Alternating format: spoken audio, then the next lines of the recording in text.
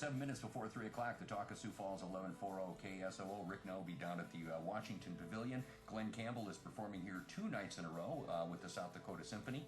I really enjoy playing with symphonies, and I'm sure the South Dakota Symphony is probably the cream of the crop of musicians in South Dakota in the orchestra. But you got to be pretty dadgum good and be able to read very well to play with a symphony.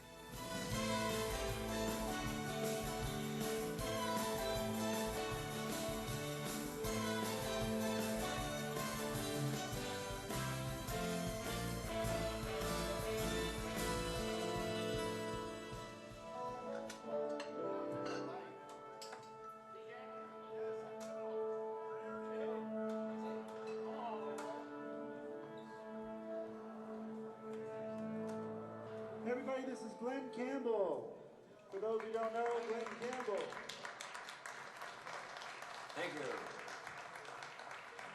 It's nice to be here. Of course, it's nice to be anywhere. I love playing with big orchestras. It brings something out that's just so beautiful. Everything is so full and lush.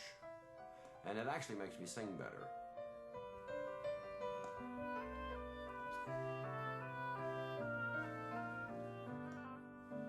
See her how she flies, golden sails across the sky. One of the things about Glen, he can sing anywhere, standing up, laying down. I remember we were doing the basic album. He was trying different techniques of singing, and I come in one day into the control booth, and there's Glen laying down in what appeared to be a coffin-like box. And he was thinking that he could sing really good on his back. I've never seen anybody lay down in what looked like a coffin and start singing, but he did it great. The moon can be so cold. It's been a wonderful experience to be with somebody like Glen Campbell. I can't imagine being with any other artist that is, to me, is as high up in the echelon of singing and playing as Glen Campbell.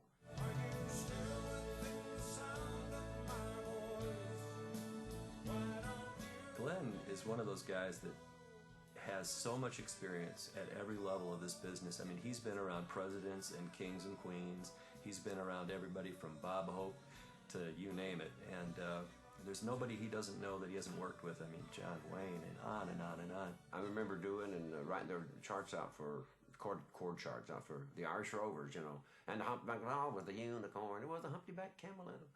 I would go from something like that into a Frank Sinatra session, into a Beach Boy session, into a Jan and Dean session.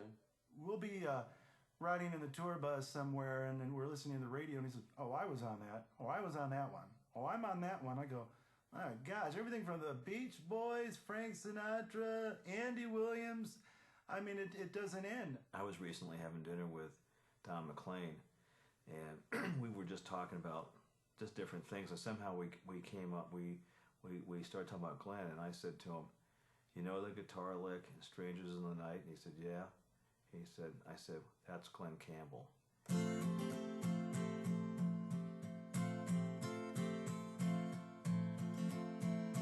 That's what I played on that record.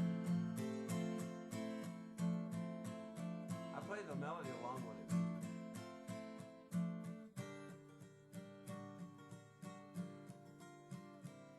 Something in your eyes was so exciting.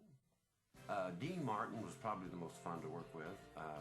Well, the Beach Boys, they were always a lot of fun because there was always a lot of arguing going on. Now that part goes like this, you know. And I actually got to sing with the group on the record too. And Pet Sounds was a watershed album. It was a great moment in pop music in the '60s. To think that Glen Campbell was on that album, it was such an important album, and he's on it. There's several cuts when he's there, and if any player that they used on that album had to be incredible or they wouldn't be on there, and Glen's one of those players. Thank you very much. I am Glen Campbell, and I'm happy to be here. It's knowing that your door is always open and your path is free to walk. Well, doing the Good Time Hour was a wonderful experience for me, and I'm so thankful to Tommy Smothers for putting me in that. You know, the Glen Campbell Good Time Hour was something I grew up with, and I was a kid you know, that was something I watched every week. And I think it was an important television because the type of recording artists they had on there. I think the writers were great. I mean, the skits were funny. The writing was so good with Steve Martin, with Rob Reiner. My gracious, Mason Williams, what a great head writer he was for the show.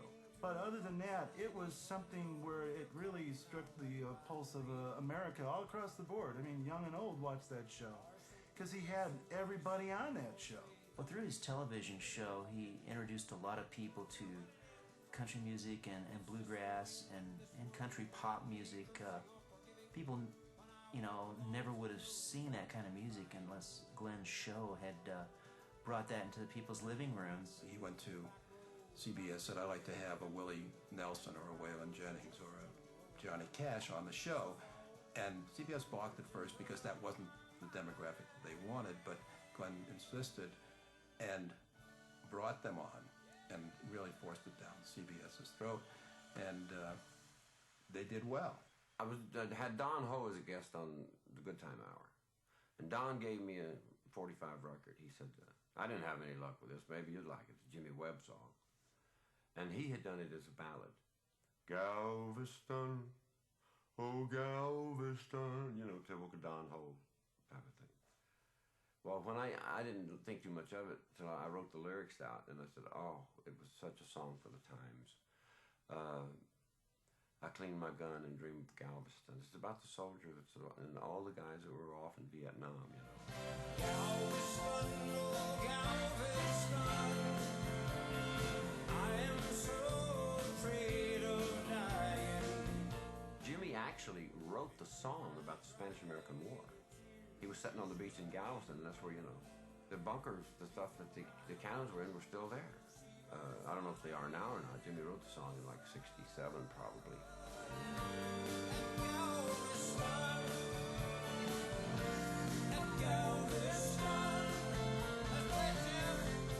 In my heart and my mind and my taste, I go back to the Jimmy Webb songs. Jimmy Webb is one of the best songwriters. I think he's as good as I've ever heard. Thank you, Jimmy Webb.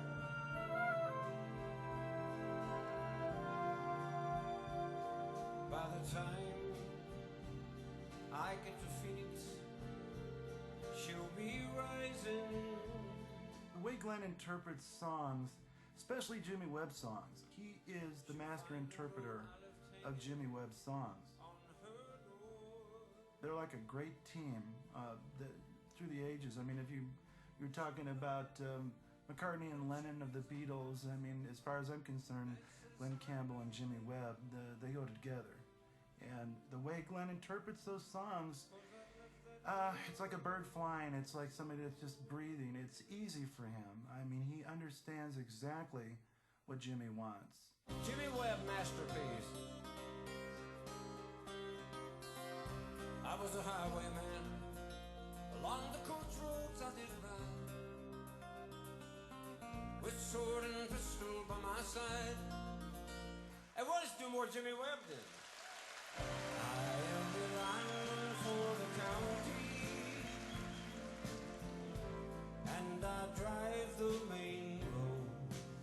I got a letter from the guys from the Wichita. The USS Wichita was a supply ship, and they'd meet in the Gulf of Tonkin,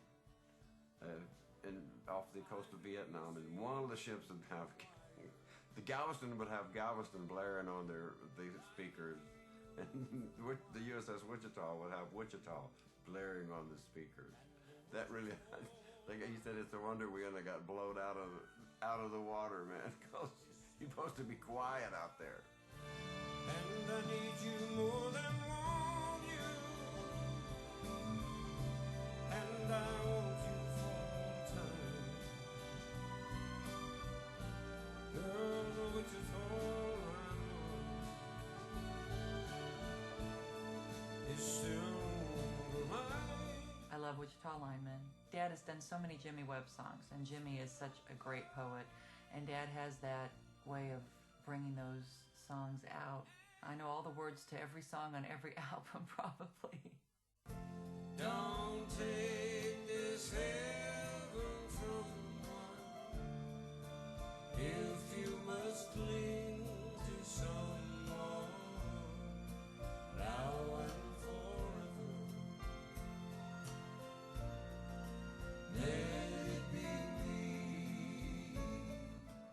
Debbie. She's been working with me now, I guess, 10 years, 9 or 10 years. She wanted to sing. I said, great, come on out. Let it be me.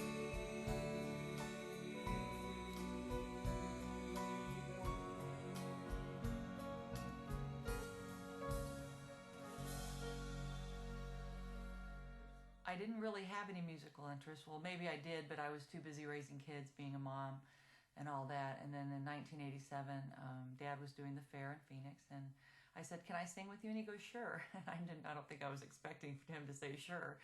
So then I did, and I've just been kind of singing with him ever since. She takes care of me like I was her kid. It's amazing. And I do take care of him, you know. I went in and woke him up at 11:30 today and said, "Okay, it's time to get up. We've got an hour, and they're coming to get us. What do you want to eat?" And then I'll go in my room and I'll order his food for him. And then if he needs anything ironed, I'll iron it. And, you know, and I love it. I mean, I love it. That's my dad, you know, and I love him. And if that's not loving me, then all I've got to say, God didn't make the little green apples, and it don't rain in Indianapolis in the summertime. Well, it's pretty evident with Glen and Debbie that there's a lot of love in the family, and these two are enjoying themselves on stage all the time. Debbie started doing this back in the early 90s when we were in Branson, coming out and singing with us, and it went along so well that she's become a permanent fixture in the show. People love seeing her come out. They really enjoy what she brings to the show. And the fun thing is that when these guys get to giving it to each other, it's hilarious. They ad-lib everything they're doing, and it's not like a set thing that somebody wrote. It's just them being themselves. And I think that's the special magic. It's all the love and then the kidding on top of it. It really becomes a whole lot of fun.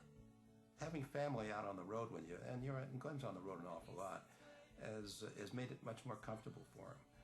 And he didn't spend that much time with her when she was young because he was always on the road working away from his family, and now he's sort of making up for all that lost time, and they've got a great relationship. It is really, really nice that she's out there. It's good for her, and it's good for him. And it's good for all of us because he's got somebody to take care of him. As far as mine and Dad's relationship, we really didn't have one probably until about 6, 7 years ago. I mean, we had one, but not as we know it now, a father and daughter relationship.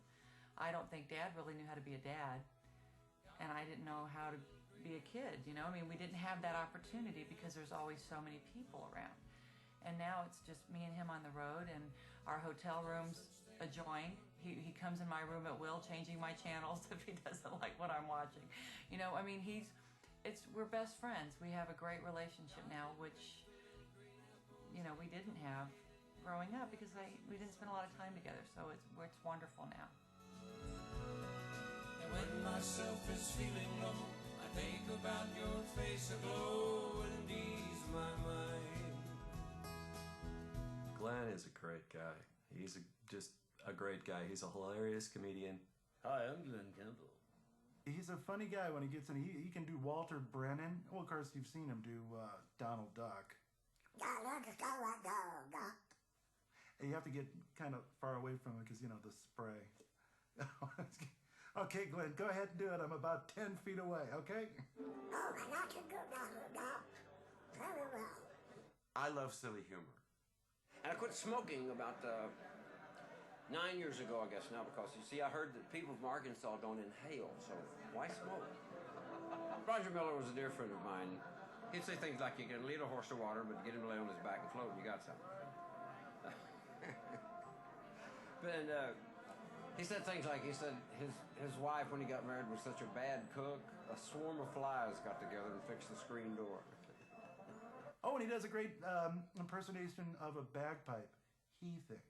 You know, he'll go, "Hey, watch this, guys." He goes,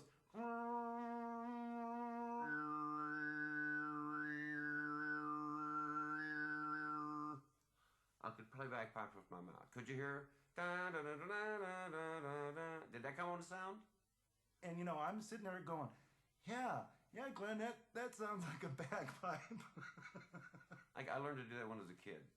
When you're raised on the farm, you know, you don't have electricity, and you don't have an indoor plumbing. You make up things to do. I'm one of 12 kids, and on my dad's side, he had like probably 8 brothers and 4 sisters, and my mom too. Everybody just had a lot of kids. That's probably because there wasn't no electricity and everybody went to bed early. Because I didn't have electricity when I was a kid down there in Arkansas. We had to watch TV by candlelight. That was a drag, man. He's the epitome of the all-American dream. I mean, to grow up in a small little town in Arkansas, and to go from that town to having your own network show and instantly recognizable hit records, that's an amazing accomplishment. What is the biggest compliment that's ever been given to you?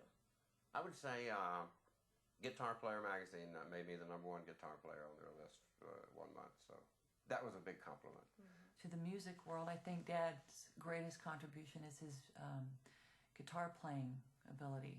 If I really want to get into a good playing mood, I put on Django Reinhardt and Stefan Grappelli, because he just played, he was just a band player.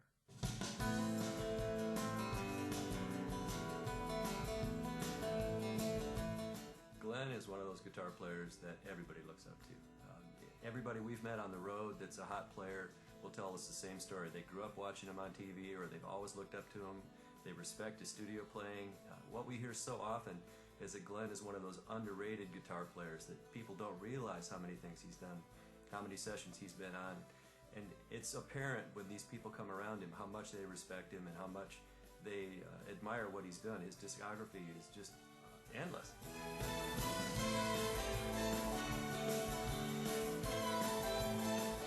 And then to get to stand on stage with him night after night and be with this guy has really been a great education for all of us, and myself especially as a guitar player. He's a daily butt whipping.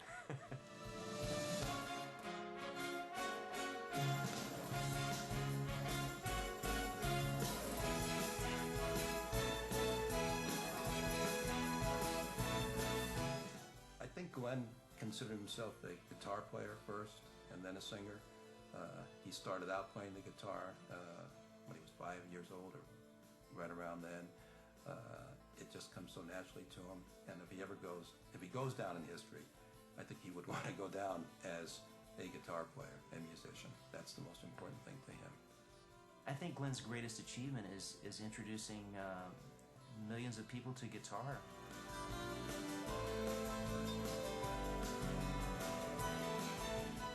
I think that Glen's greatest achievement is being able to sustain a career over almost 40 years and still be as good today as he was the first time I heard him in 1962.